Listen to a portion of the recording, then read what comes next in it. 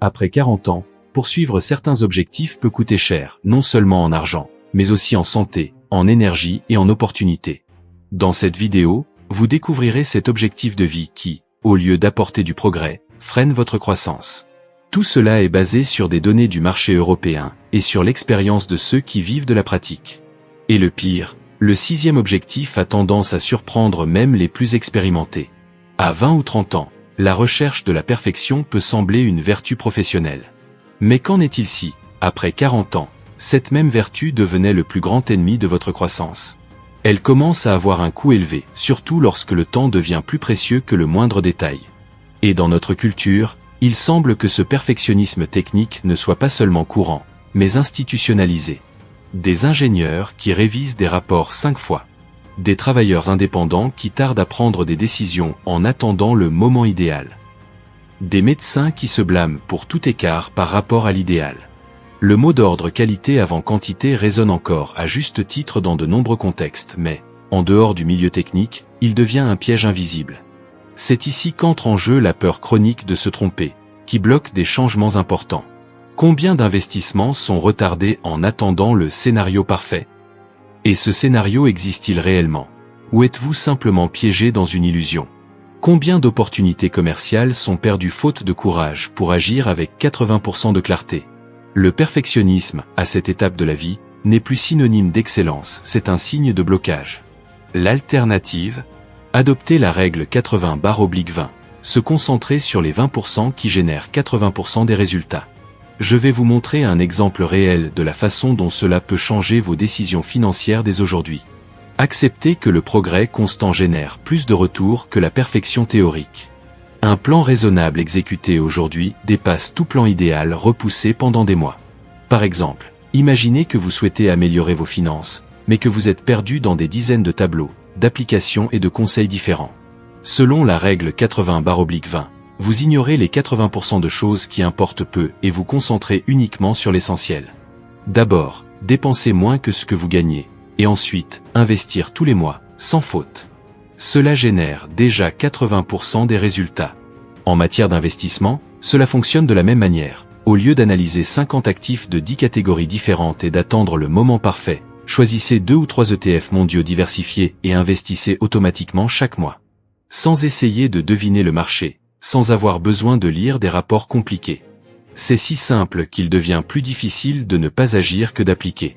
Lorsque vous vous libérez du poids de la perfection et que vous agissez sur ce qui compte vraiment, les résultats apparaissent sans effort supplémentaire. Mais que faire si ce qui bloque n'est pas seulement le désir de perfection, mais quelque chose de plus profond? Et si le véritable frein était une autre nécessité professionnelle? En Allemagne, les titres ne sont pas seulement formels, ils définissent qui vous êtes. Et si je vous disais que cette obsession du statut peut coûter des années de votre vie sans que vous vous en rendiez compte? Docteur, prof ou DPLing ne figurent pas seulement sur les CV, mais aussi sur les boîtes aux lettres, les signatures de mail et même dans les présentations sociales. Pour beaucoup, après 40 ans, le poste occupé n'est pas simplement ce qu'ils font, c'est qui ils sont. Le problème, ce lien étroit entre statut et valeurs personnelles peut devenir une prison invisible. Combien d'heures supplémentaires sont effectuées juste pour maintenir une position? Combien de voyages sacrifient des week-ends avec les enfants?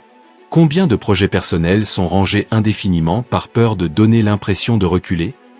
Le coût n'apparaît pas sur le relevé bancaire, mais cela reste néanmoins très coûteux, stress, épuisement et absence émotionnelle. Et lorsque le corps finit par donner des signes d'épuisement, beaucoup sont déjà piégés dans un cycle dont ils n'arrivent plus à s'échapper.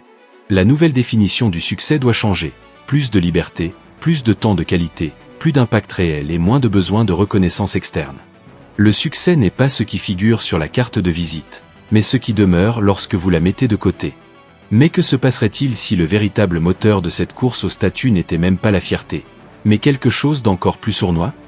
Vous n'avez peut-être jamais prononcé ces mots à haute voix, mais vous avez déjà ressenti cette légère gêne en voyant la nouvelle voiture d'un collègue. Ce malaise en découvrant que la famille de votre frère a passé des vacances en Toscane pendant que vous restiez chez vous. La comparaison, ici, n'est pas déclarée. Elle est subtile, silencieuse, mais elle est active, et suffisamment puissante pour façonner des choix financiers, souvent sans que vous ne vous en rendiez compte. Le problème est que maintenir ce niveau de vie apparent coûte cher. Voiture en leasing, voyage payé en plusieurs fois, rénovation esthétique qui n'augmente pas la valeur réelle du bien immobilier. Des décisions qui semblent inoffensives finissent par compromettre la liquidité, la liberté et même la marge d'investissement.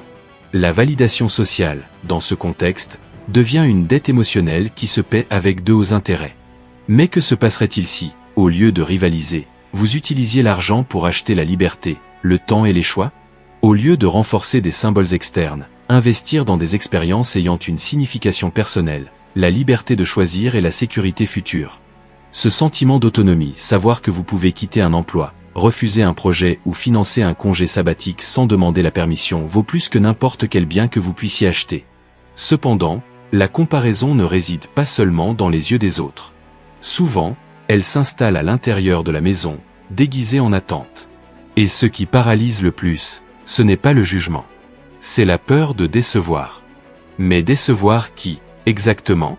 Dans la société allemande, la réputation est encore un capital symbolique.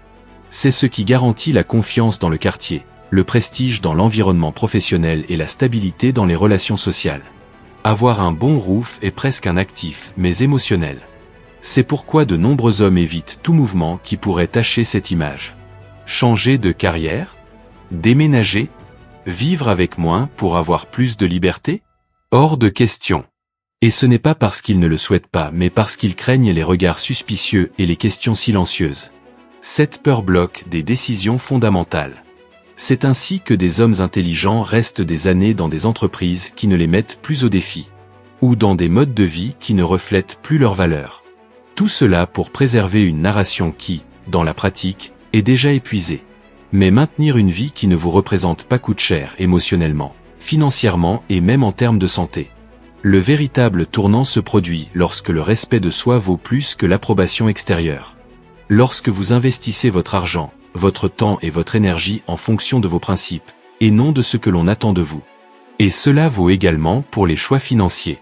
Car parfois, ce qui semble être une décision prudente, est en réalité un piège déguisé. Pendant des décennies, la formule semblait sûre: travailler dans une entreprise solide, conserver un emploi stable, épargner de l'argent, assurer tout et éviter tout risque. Et pour beaucoup, en particulier après 40 ans, cette logique guide encore une grande partie des décisions financières. Mais le monde a changé et la formule, autrefois fiable, exige désormais un nouveau type de prix. Aujourd'hui, pendant que vous dormez, l'inflation silencieuse ronge la valeur de votre argent inactif. Un solde de 100 000 € sur un compte conservateur peut sembler sécurisant, mais dans la pratique, il perd du pouvoir d'achat année après année.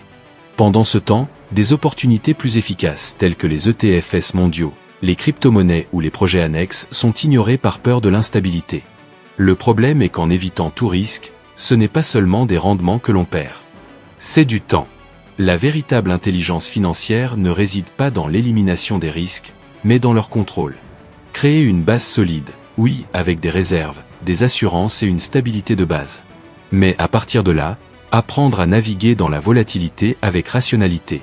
Avec des expositions modérées, une diversification et une vision à long terme. Mais que se passe-t-il si la peur de prendre des risques n'est pas uniquement financière?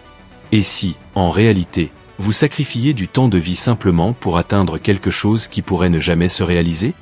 Pendant des années, nous avons été conditionnés à considérer la retraite comme la grande ligne d'arrivée. Travailler dur, accumuler des mérites, endurer des pressions, tout cela avec la promesse qu'à 65 ans, la vie commencerait enfin. Mais ce récit ne tient plus. Le système de protection sociale européen est sous pression constante. L'âge de départ à la retraite augmente, et avec lui, l'incertitude quant à ce qui sera possible lorsque ce moment arrivera.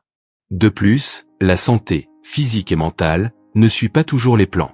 De nombreux hommes atteignent cette soi-disant phase de repos sans énergie pour profiter de ce qu'ils ont retardé pendant des décennies. Et pire, avec du temps libre, mais sans but, sans structure et sans projet. Tout cela pourrait être évité par un simple changement de mentalité. La retraite ne doit pas être un événement ponctuel. Elle peut, et doit, être construite comme une liberté progressive. Un modèle où vous réduisez votre dépendance au travail petit à petit, élargissez votre autonomie avec des revenus passifs et intégrés, dès maintenant, des expériences significatives dans votre présent. Voyages, nouveaux apprentissages, projets personnels, ne doivent pas attendre un coup officiel de l'État. La maturité n'exige pas que vous ayez plus d'objectifs. Elle exige que vous sélectionniez mieux. Que vous abandonniez l'excès, le superflu, ce qui vous bloque.